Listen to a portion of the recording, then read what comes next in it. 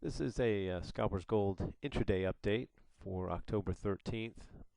Just wanted to show you a trade that you'll see set up over and over again. This happens to be the YM, and this is a 13-minute chart. We're going to look at the 13, the 30, and bring in the daily chart as well, just so how you can see how this trade sets up. You can see that things had moved higher. This was kind of the Globex session. And then market opened here at 9:30, and we had a sell-off at the open. In fact, I'll put this over here.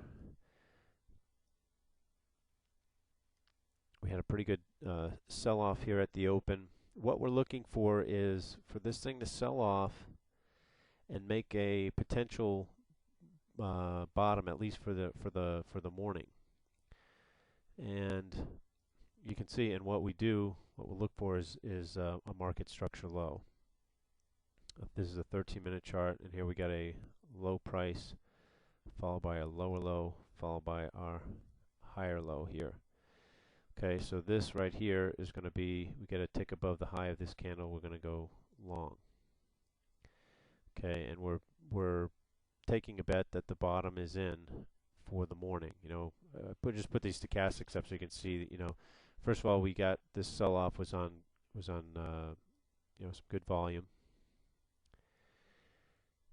So, and then the other thing I'm going to look at, I'm just going to bring the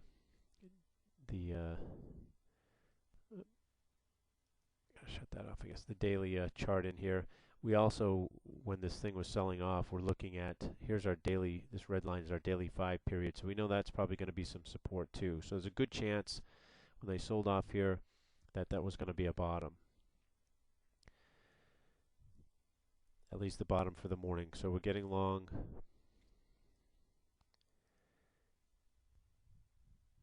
Here. I think that was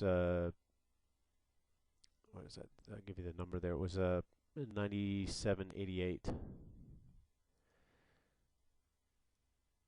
Right there. So it hit our entry here. And what we're looking for then is, I'll bring in the 30-minute chart, is a progression.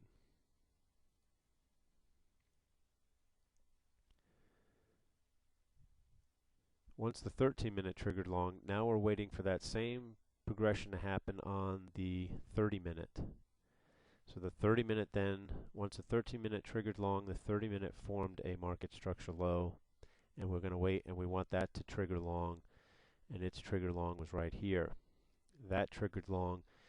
Now the midpoint of the range, this is actually a very tight range day, less than 90-point range for the whole day, including Globex, so very small range. But once that triggered long, the midpoint of the range was actually right about in here. So we get a test of the midpoint range, and typically what's going to happen, the midpoint, and you want to look in, here's the pivot, here's our 13S, this light blue line is our bull bear line here. We want to see this be able to close, ideally in this case, above the pivot, because to kind of clear all this congestion. If it can close above the pivot, then we're pretty confident that we can get a test of the highs, or maybe even new highs on the day. Okay, so it's a progression. The 13-minute, well, in this case, you can see, either what's going to happen up here is they might push up here and then fail.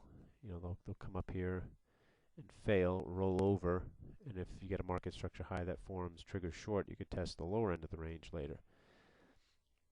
But if they can base this area, above all this midpoint, like I said, you get the midpoint of the range in here, you had your 13S in there too, and the pivot, they can base above this area.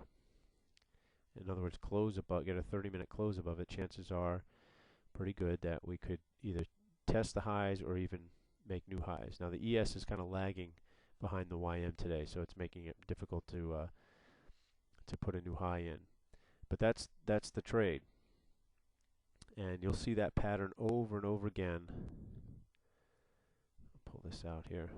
You'll see this pattern over and over again when the market, sells off early, makes a bottom off the market structure low, and then we'll test the midpoint of the range. If it can close above that midpoint of range, typically you'll see it test the high end of the range and hopefully onto new highs. If you don't get that, the other option, what'll happen is you'll get the market structure low.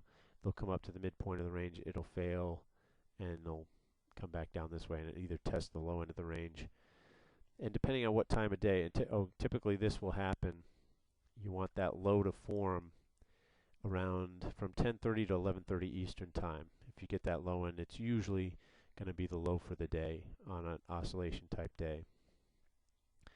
There are some days where the market opens and things are just tanking hard, and look, this is probably going to be more of a trend type day down. You only get a few of those a month. Typically, a lot more you're going to see this type of pattern.